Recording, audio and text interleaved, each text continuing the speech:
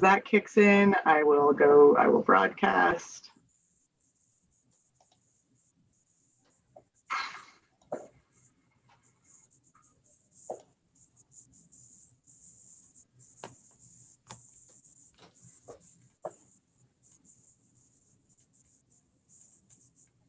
Well, our board meeting retreat had 24 views.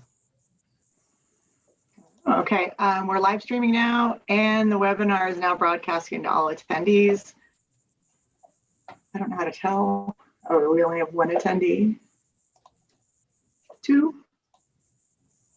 And one of those is us. I'm not sure. Hi, Kathy Duran. Oh, one of those is me, because I'm on my phone. 400 echoes. So Danette, I don't know if you saw and if you want to share, but we updated the bill tracker with the House bills because what I saw that. realized is there was a separate link for House bills. Got it. Oh, Chris, okay, good. People are starting to come in. I have to turn off my sound.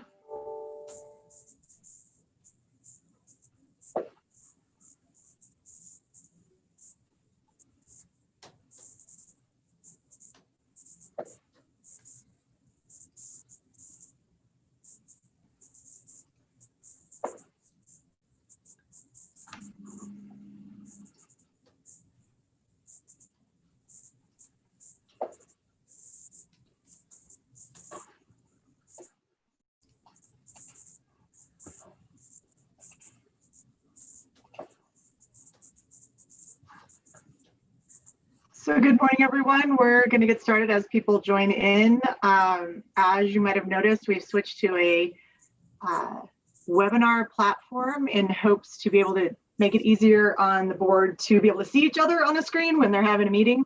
We're testing it out today. So as soon as we get some more board members in, we will get started.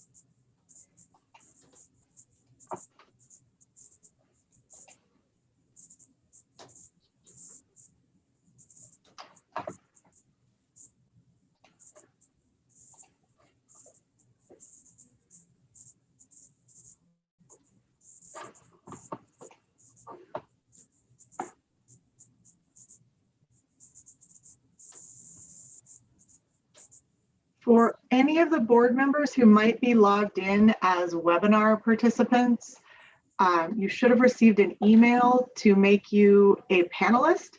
I am going to send an email reminder right now so that it sends you the link again. And we will see if we can make this work.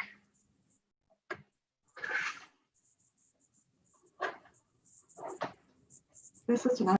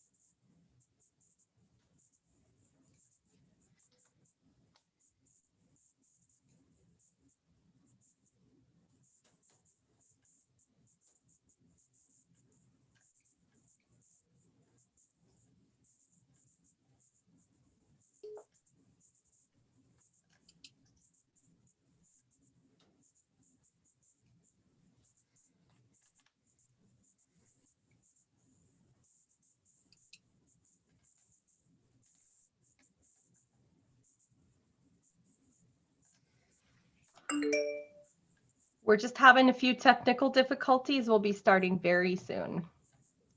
Sorry, I don't have any cool jazz music or anything.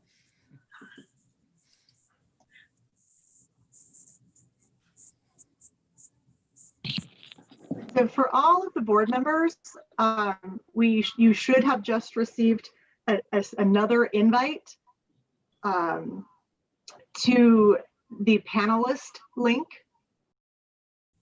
If you haven't already, if you're not already in the meeting, use that invite link and you should be able to get in as a panelist.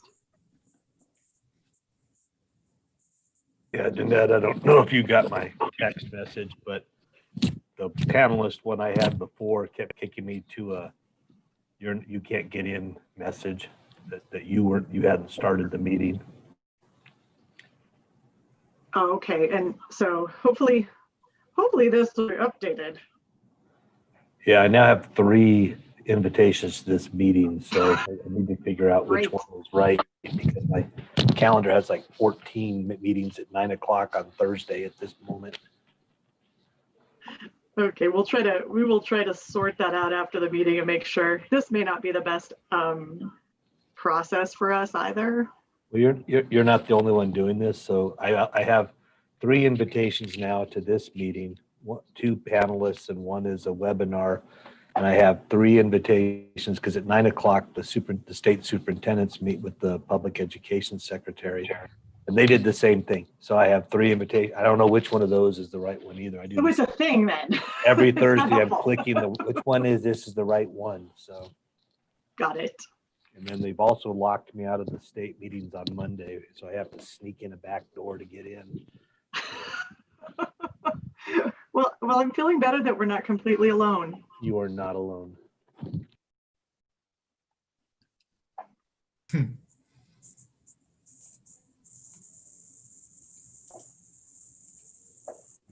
So hopefully Councilor Borrego will be able to get in. I just sent her a new invite.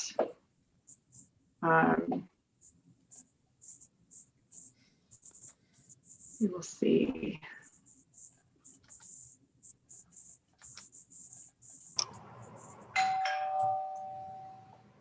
Looks like Yolanda's in the gallery. Again, if you are a board member, you should have just received a new invite.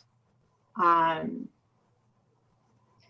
new invite from the system to let you log in as a panelist so that your video will be on the screen.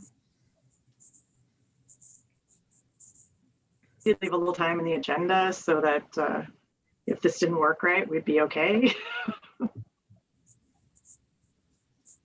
So now the challenge for me is to figure out which invitations to delete so that I don't get confused with the old ones every time.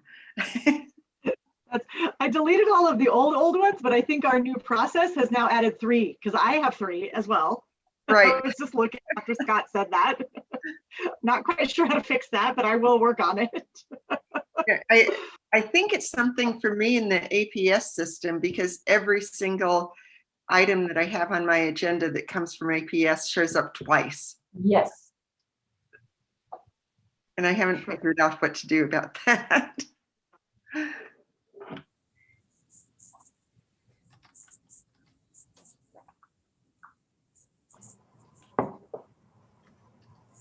So am I, okay, yes, you can hear me. Okay, thank you.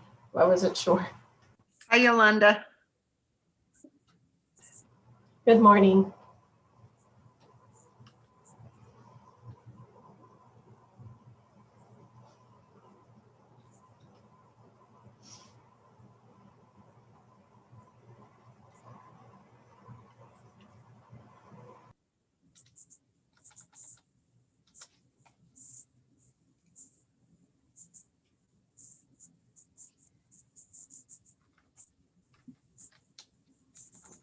Good morning, everybody. As we're waiting to get on, we're just, this is our first time moving into a panelist format, really wanting to comply with the Public Meetings Act and making sure we're being as transparent as possible. But this is our first meeting kind of moving to that format. So just asking for a little patience as we can to get all the little technical difficulties settled so we can start shortly. Thank you.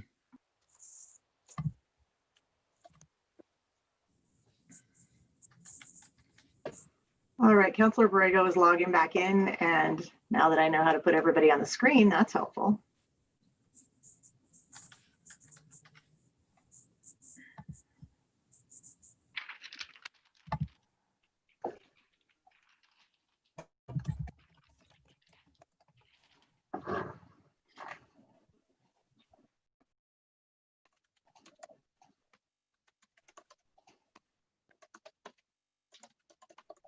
There we go.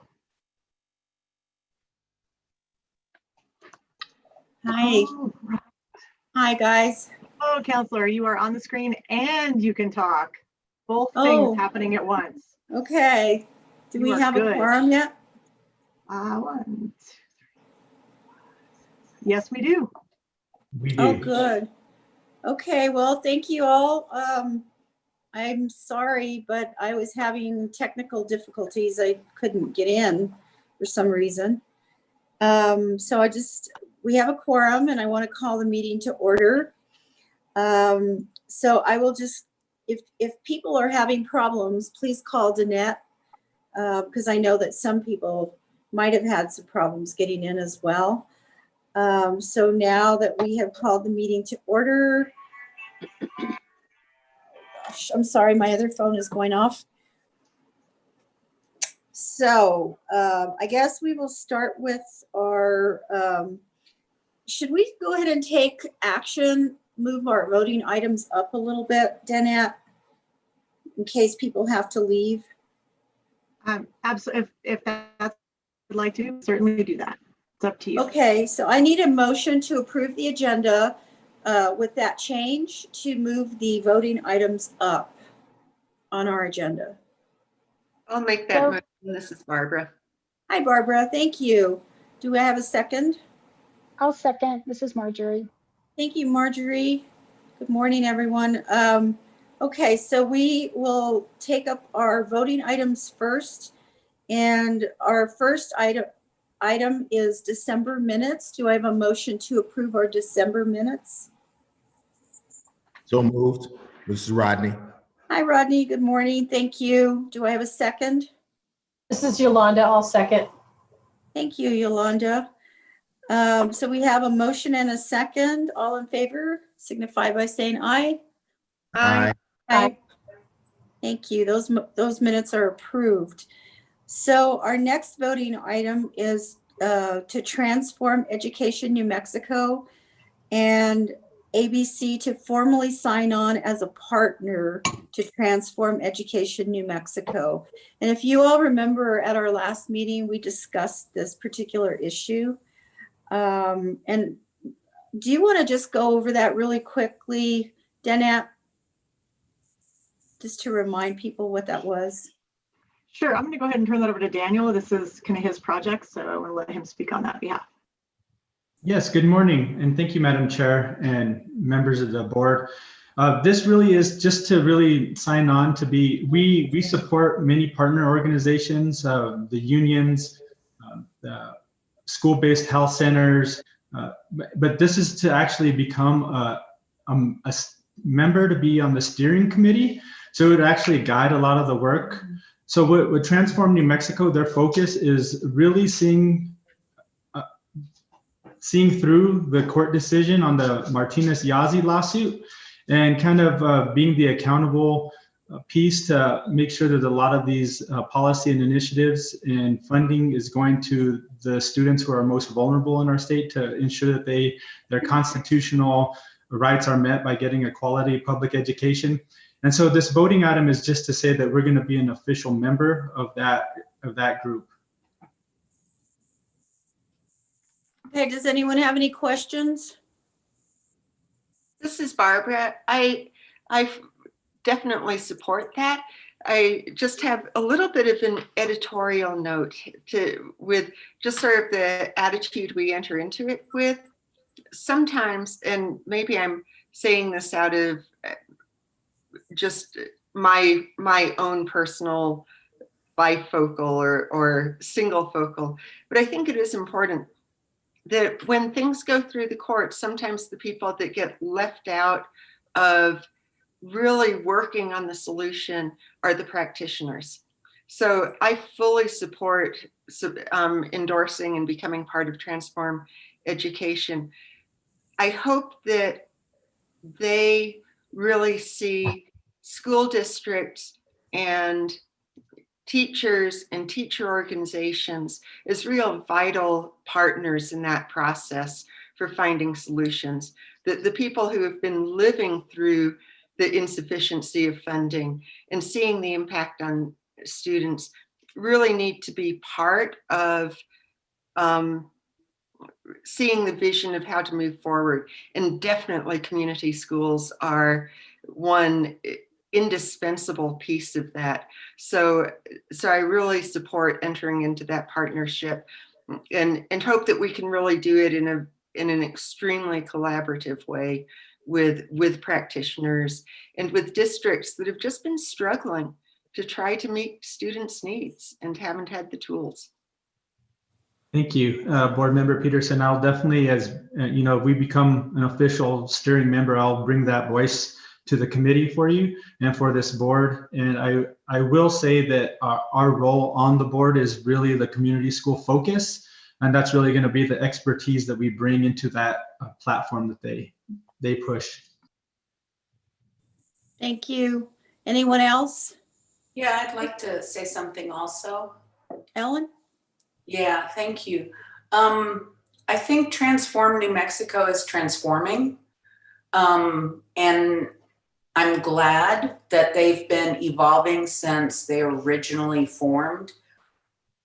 But in the past, sometimes participating with Transform New Mexico, in my experience, has been linked with an assumption that you support everything that they are advocating for.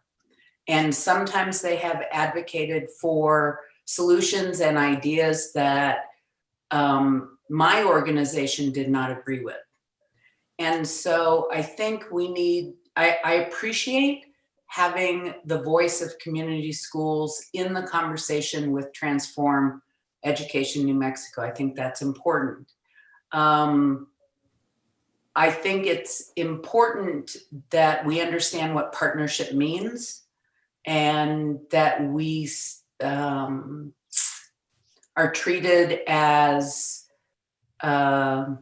equal voices, and that I think, like Barbara said, the practitioners are truly considered as the solutions are created.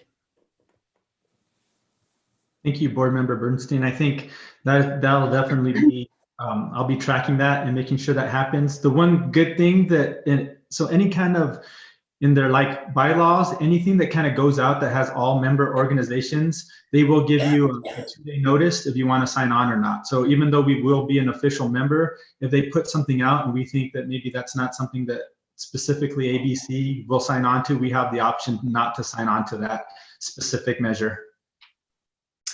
So on that point, Daniel, so let me give you a concrete example.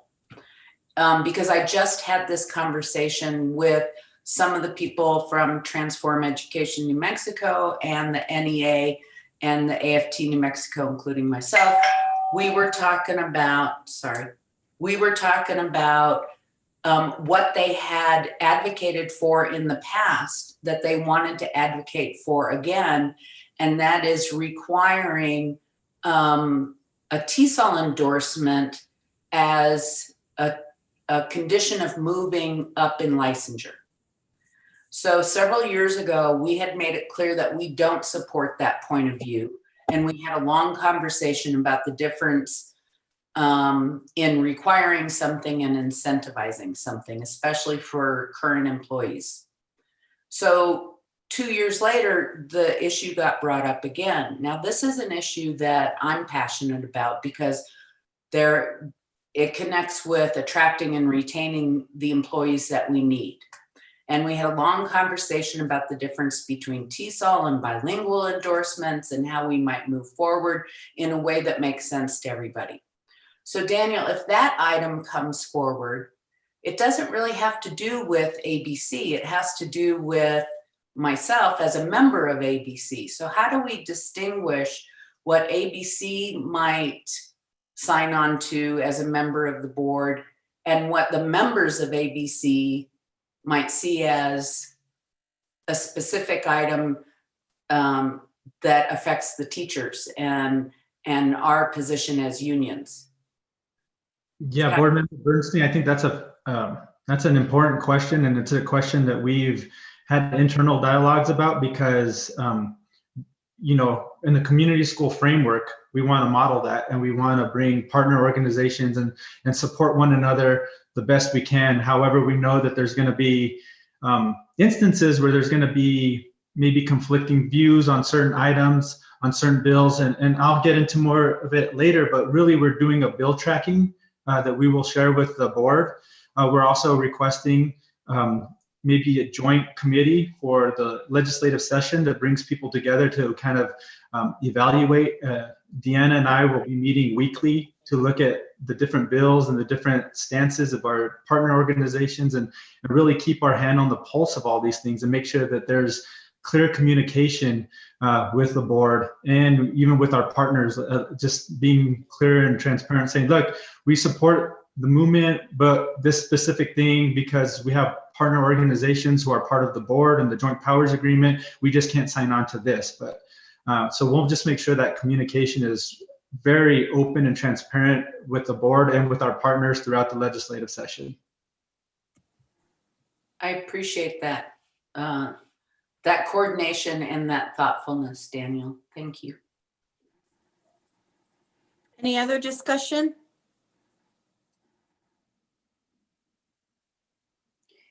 If not, then I believe that we need to take a vote on this. So do I have a motion to join Transform Education New Mexico and formally sign on as a partner? I'll make that motion. This is Barbara.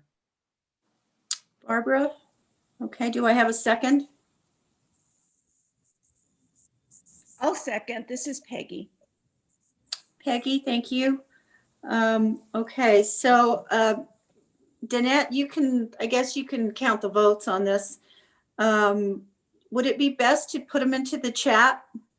Madam Chair, if it's okay, what I'll do for a reflection of the minutes, to be transparent, is I will put all members voting in the affirmative, and if there's anyone wanting to vote in the negative, if you want to put that in the chat. Okay, so how about if I ask if there's anyone opposed?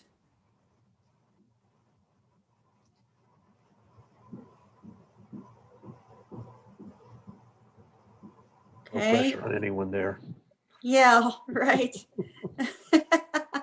It looks like that motion passes. Am I correct? Yep. All right. Yes. Yes. All right, thank you all for that. So we're going to go back on the agenda a little bit. And we have announcements of any ABC board member assignments. And these are going to be effective February 2021. And I believe that you all had a copy of what those assignments are. We discussed those assignments at our last meeting as well. So are there any changes, Danette?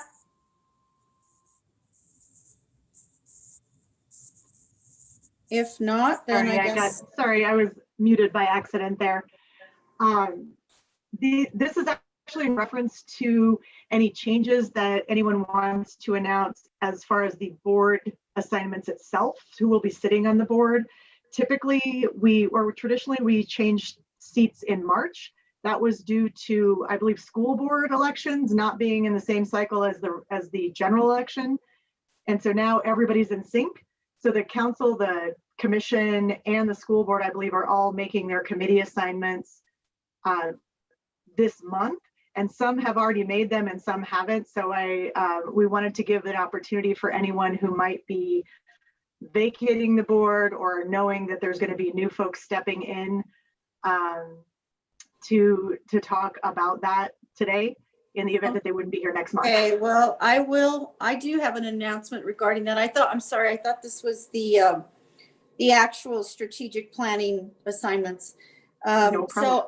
So having changed my role on city council, my term on this board effectively ends, I believe it is March 1st, but the city council makes our committee assignments at our next city council meeting.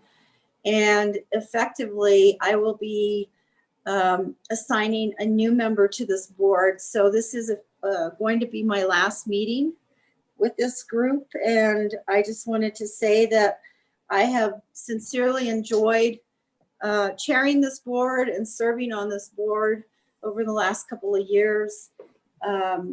I've met some people, and I was telling Danette yesterday, that are so dedicated and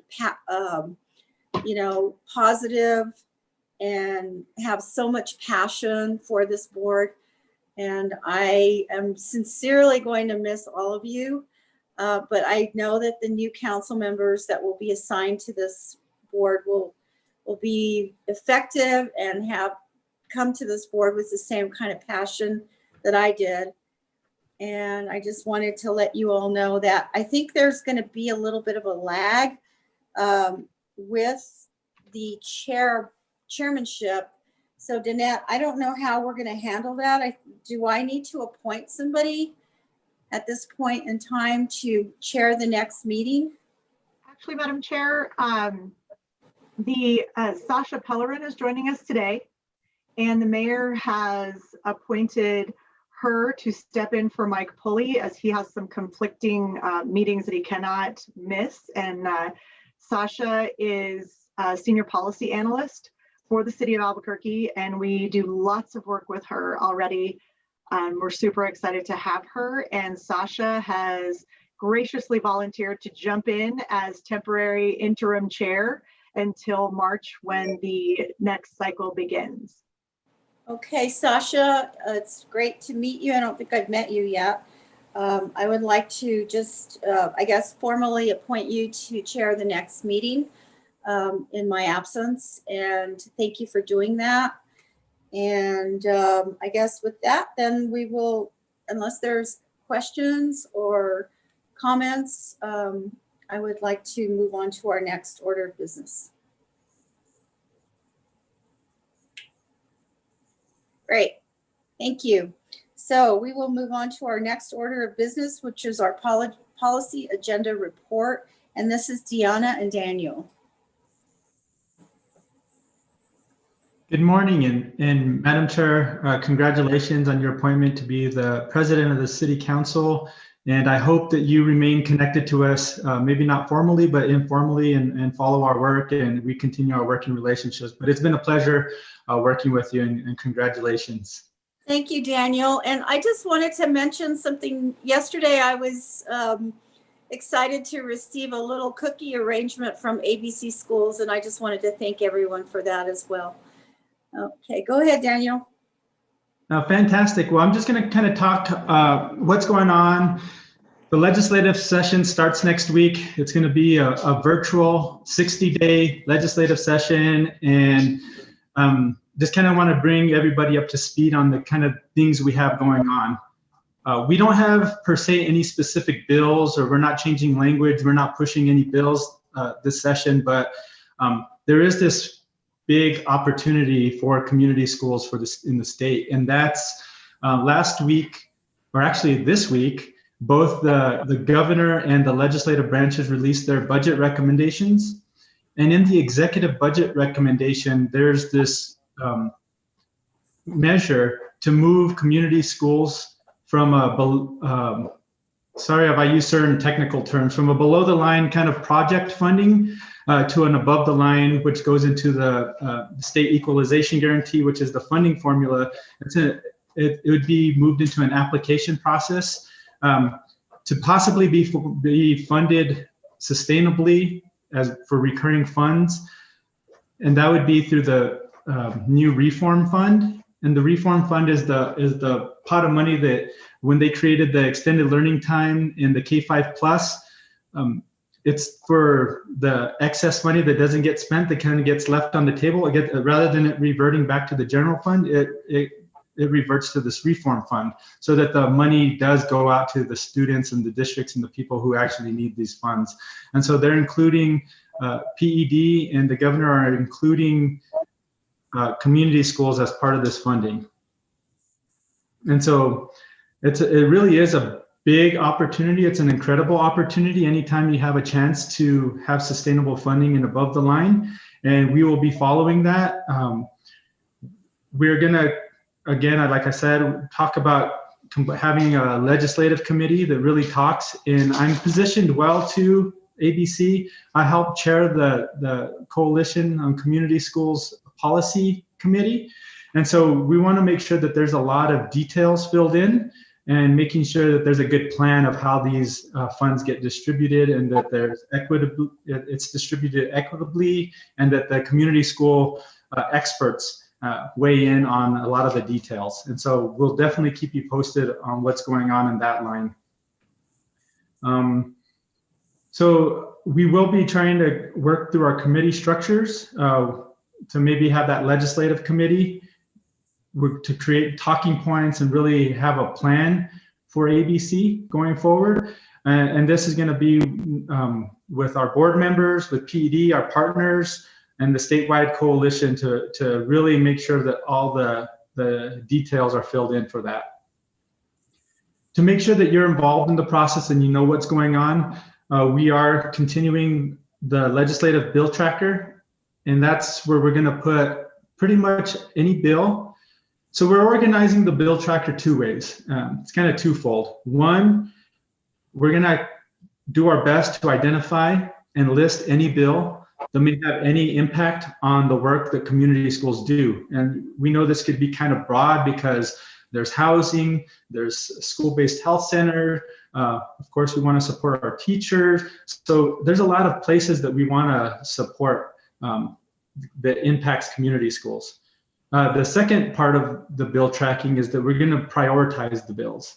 So there's going to be a priority system on there that shows what we're watching and what we're kind of keeping in our peripheral to make sure that we're following it, but we're not really going to get engaged in it or active in it. We're also going to put high priority things like the budget or anything that we may need to actually testify to or really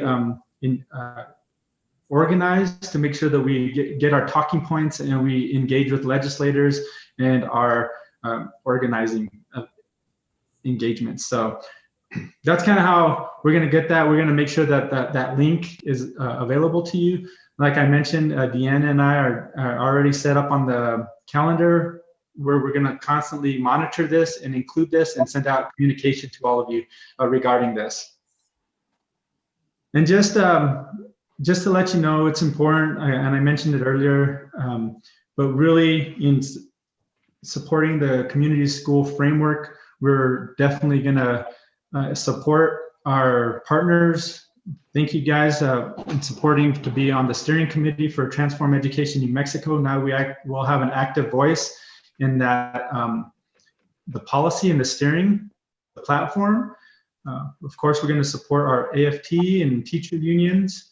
We're not a member, but we engage and we talk to the Tribal Education Alliance, and they really are excited about, as they come up with their tribal remedy frameworks. They really like how the community school model really helps them in that area.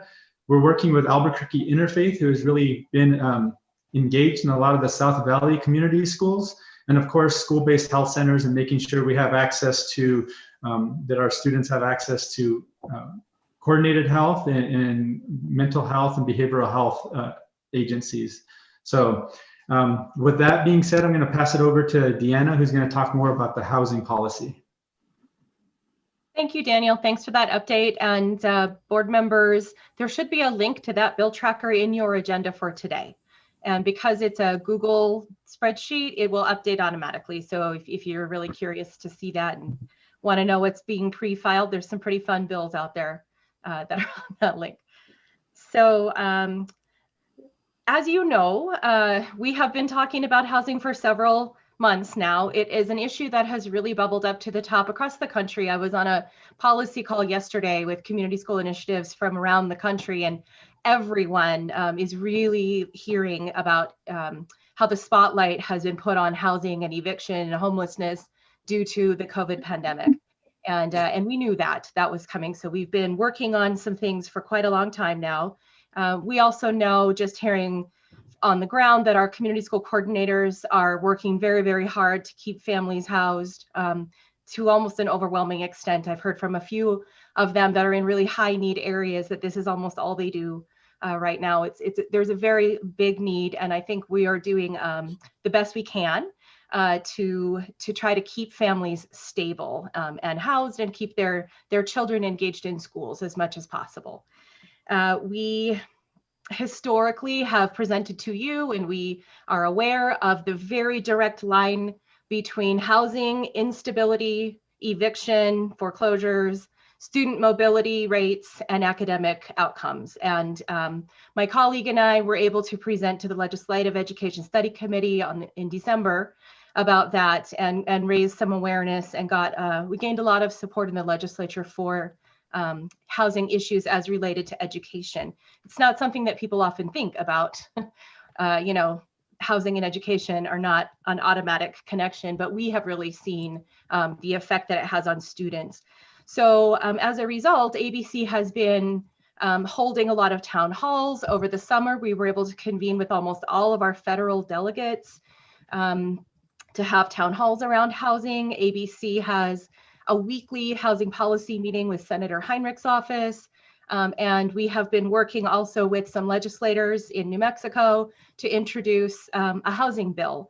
So it should be filed today or tomorrow. As soon as it has a number, we'll put it on the bill tracker. And it recommends the creation of a housing council at the state level. And for those of you who are familiar with how community school councils work, it's basically the same thing.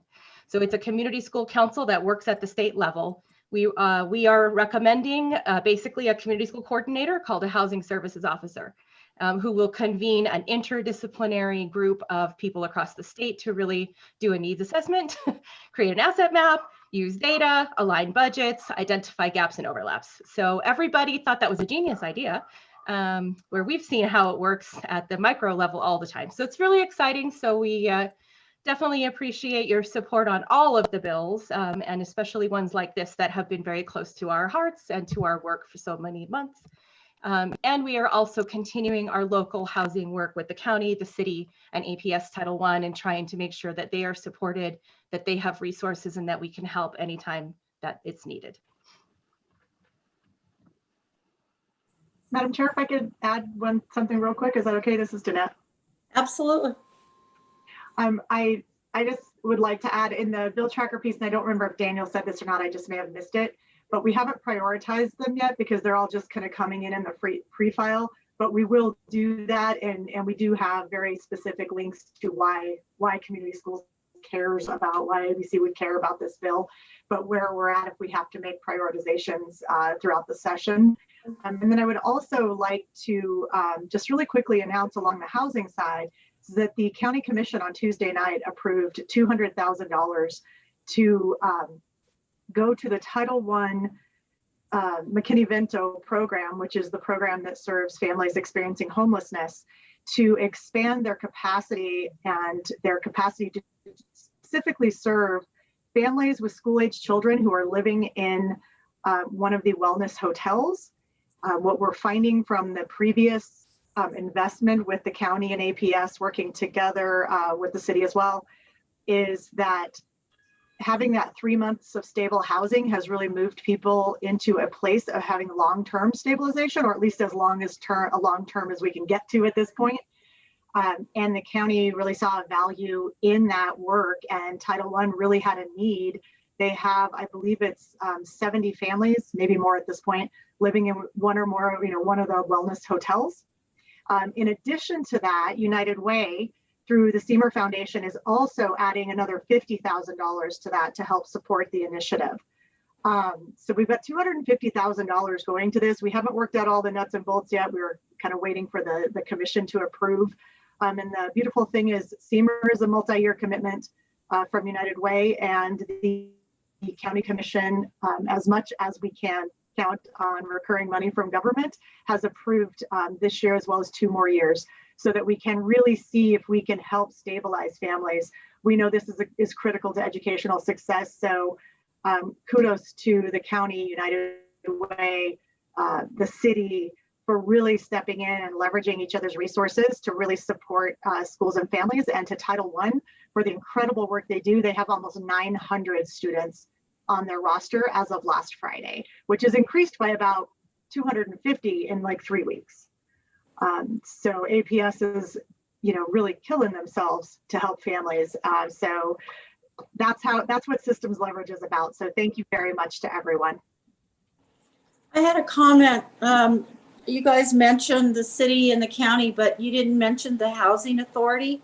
So I just wanted to make sure that that didn't fall through the cracks.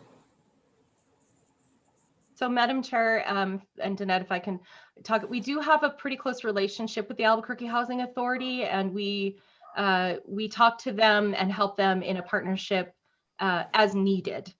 So there are certain things. In fact, I am waiting to hear back from them on a request that they made of us last week. But thank you for bringing that up. Thank you.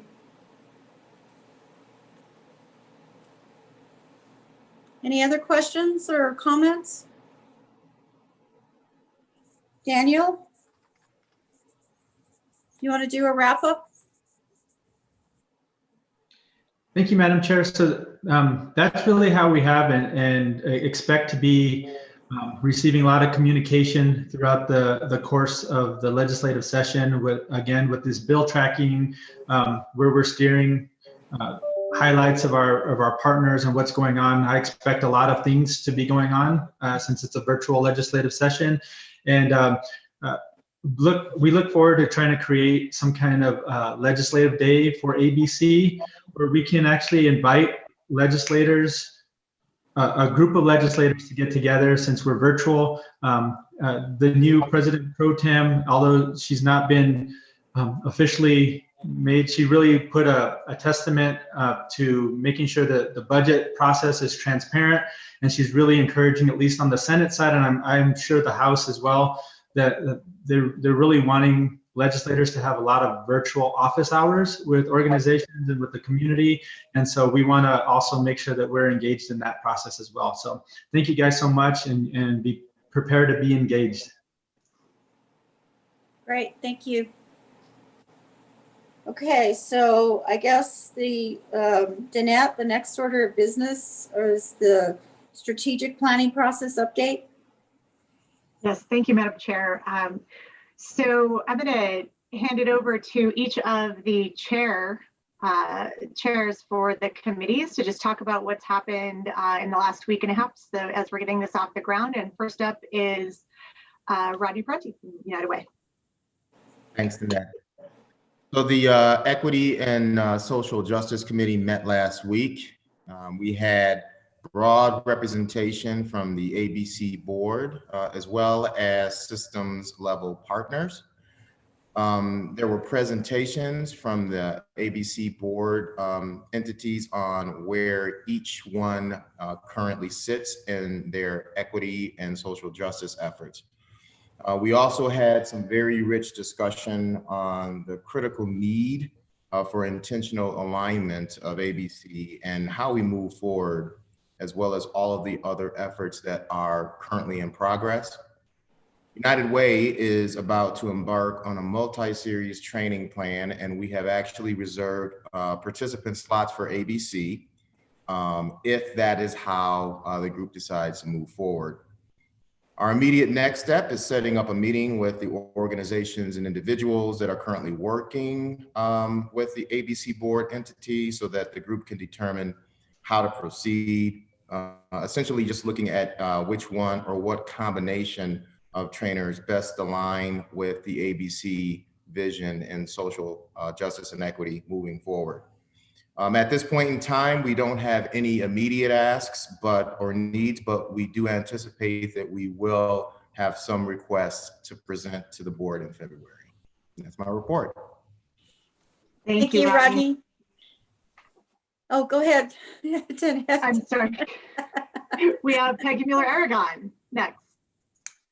Hi, yes, we met on Monday, and I just want to thank everybody who participated. What we all want to do is just create a higher community profile for community schools and make sure that everyone has a deeper understanding of community schools and how we do schools. And so one of the things we want to do is create a consistent message that's conveyed about community schools that is not inconsistent, that isn't personal or inaccurate. We are finalizing our goals, and those should be finalized by February. And hopefully next month we can go through the finalized goals with the board. Right now, I know Daniel's working on completing a marketing audit, so we know where we've been and where we're going, using the work that's done by 360 Strategies, finding out what the communication plans are with our partners so that we're able to use what our partners already have in place and we're not reinventing the wheel, and finding out what partner vehicles that APS or the city already has that we're going to be able to access. We're trying to ask how we're going to convey the messages that we want to convey and through what vehicle, whether they're written or oral strategies like using the current website, developing an ABC app, going through social media, text messages, emails, press releases, government delivery systems. And we may use all of them depending on the audience, the receiver of the message, whether it's internal or the community or parents or legislators. We have to know who's getting the message and what the message is and how to make it happen. And we have to figure out how to use the medium that will best do that. Right now, I know that Daniel had talked about some tactics to make this happen. And we talked a lot about how storytelling is something that everyone loves. Even our legislators love to hear stories. So just creating stories that come from the different community schools would be a really good place to start, as well as developing maybe an app, having a communication roundtable with partner organizations, PIOs, and communication staff, and creating a calendar of key messages that are sent out to different audiences throughout the year. And finally, I know we all know that as the Communication and Messaging Committee, that we have to inform the public about what community schools are, and we have to persuade them that this is a good way to do school. And we have to do the ask of our legislators, like Daniel had said, to try to get that above the line funding. And we have to advance our message. So we have to also find a way. We talked about how are we going to know that we're a success, and how are we going to receive feedback from our audience, which we're trying to work on that, which we know is key to achieving and advancing our goals. And so our actions are trying to bring in more participants to our committee. So we should kind of finalize that by January.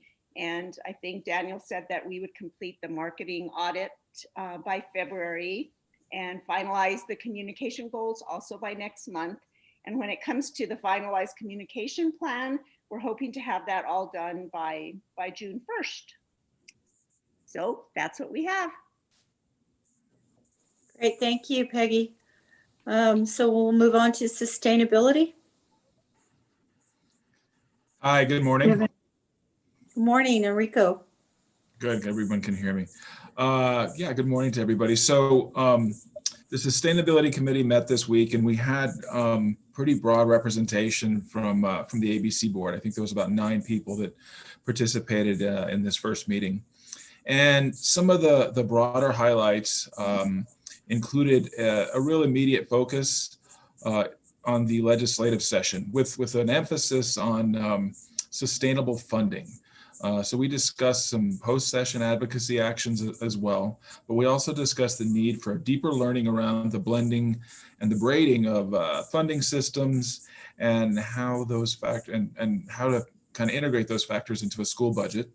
So our immediate next step is kind of setting up a meeting with the Communications Committee to develop some really kind of clear and concise talking points to share with board entities and partners. At this point, we don't really have any immediate asks, but we do anticipate that we'll have some requests to present to the board in February. That was kind of the distillation of that meeting and the overall consensus of the group. Any questions? Thank you, Enrico and Sasha. Okay, our next report is collaborative leadership, Barbara Peterson and Marjorie Krebs. Shall I start, and then Marjorie, you can either fix what I say or add what I leave out. We had a really substantive meeting yesterday. I mean, I'm overwhelmed with how many people with real deep experience and expertise were in the meeting, and it included people who are working on principal training in APS, ABC board, UNM especially. And so it was a really exciting meeting. And our immediate actions, I think there are two parts. One really focuses on training of principals and people doing the sort of inside work of community schools. And so the two actions that we felt are appropriate right away, one is to put together a map of how all of these different trainings are going on. There's APS mentorship of principals. There's the residency program that UNM ATF in the district are working on. There are other bits and pieces of how we're communicating and developing staff. And so we felt like we really need to have a picture, a map of how those different pieces are coordinated or need to be coordinated. And one key part of that is to have shared common language. That when we say collaborative leadership, there's probably a fairly broad understanding of what that really means. And so one of the first steps is to develop the description so that we really and truly have a deep understanding of a shared vocabulary. And then the other part of what we need to focus on is the community part of collaborative leadership, and understanding that our community school coordinators have developed really deep, meaningful relationships with families and community. And so the next step is really how do we bring that into a more dynamic leadership role within our schools? And that's a really hard thing. And so we talked about having family summits and just some other tools to start bringing community and families in a more dynamic way and really build on the relationships that have been developed through the work of our coordinators. Marjorie, did I leave anything out or need something further developed? I think you did a great job. Thanks. Thank you so much. Okay, a robust implementation. Ellen. Thank you. We are meeting tomorrow. Hearing the reports of all the other groups is going to be very helpful for our meeting tomorrow, and I look forward to having a great report next month. Great, thank you. Any questions of any of the committees or comments before we move on? I guess listening to everybody, they are all so connected. And so at some point, figuring out all the overlapping areas in which we are focusing will be helpful. And I would like to add just the great behind the scenes work that Angelo, Danette, and Deanna have done to get us to this point. This is very complex work, and it actually seems to be working. So thank you for your work. Yeah, I just wanted to say that I'm really excited about how much progress has been made since our last meeting with the committees, and the dedication that everyone has to make this program effective, and just seeing that it's moving forward. I think the legislators are going to be really happy to see that. So thank you for everyone for the time that you've put into it. Any other comments?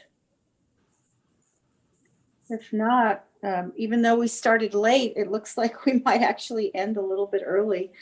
So Danette, do you have anything else? If not, I guess we'll go to item special recognition. Danette. Awesome. So that is really just the ABC team, and really wanting to say thank you to you, Councilor Borrego, for your support and all of the work that you've done to help us behind the scenes as chair over the last year. We really appreciate your dedication and leadership, and we're definitely going to miss you. And we're glad that you enjoyed the cookies. You know, that's what you have to look forward to when you chair the ABC board, is a fantastically decorated ABC cookie bouquet. So just thank you very much. We really appreciate it. We're excited for you and leading the city council and the work that you'll be doing for our city at large in that role.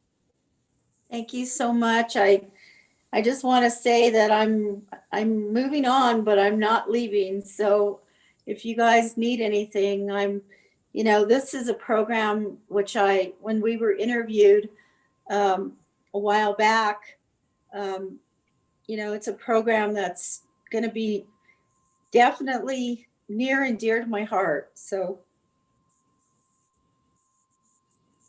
I will be there to support you. So I guess with that, our next meeting will be February 11th at 8:45. And Danette, you'll send out instructions on how to zoom in. And in case you didn't notice, our format changed a little bit this morning, and it's a little different format. But I hope everyone was able to eventually connect, and I will not see you in February, but thank you all for everything that you do. And, thank you for your dedication and your passion for our kids. I think that's really important. And I guess with that, is there a motion to adjourn? So moved. All right. Our meeting is adjourned. Thank you. Thank you. Thank you, everyone. If you need anything, call. Thank you, Councilor.